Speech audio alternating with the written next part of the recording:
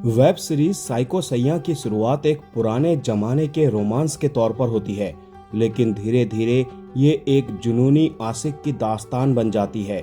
मोहब्बत का एक परेशान करने वाला पहलू सामने आता है।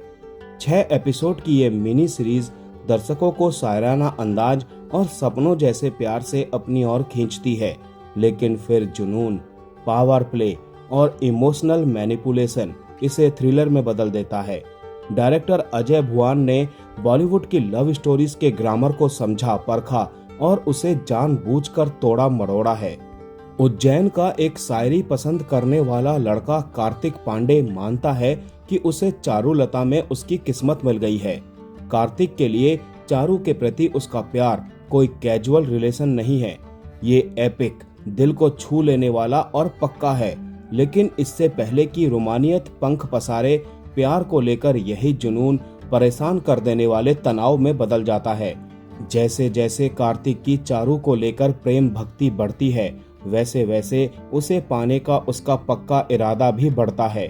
चारू का पीछा करते हुए वो मध्य प्रदेश के कटनी तक आ जाता है, टकराव का माहौल तैयार करता है, खासकर हंटरी चौहान के साथ, जो एक बेरहम गैंगस्टर और पॉलिटिशियन है। कहानी धीरे धीरे एक उतार चढ़ाव वाले क्लाइमैक्स की ओर बढ़ती है, जहां भावनाएं भड़क उठती हैं, वफादारी टूट जाती है और जुनून अपनी पकड़ मजबूत करता है। हर मोड़ पर खतरा मंडराता रहता है। अपने रोमांटिक दिखावे के अलावा साइको सैया की कहानी बेकाबू भावनाओं और कंट्रोल पाने के लुभावने स्वभाव पर एक कमेंट्री है।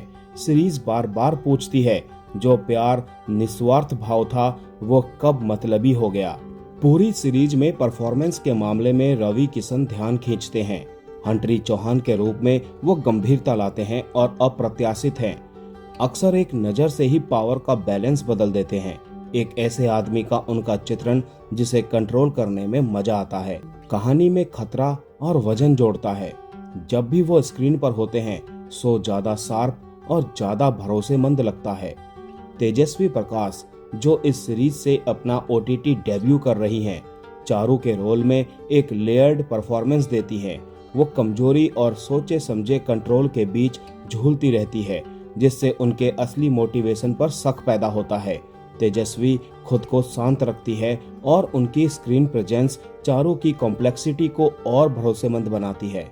अनुद सिंह ढाका ने ऑब्सेशन को बिना किसी दिखावे के दिखाने का बहुत ही मुश्किल काम किया है।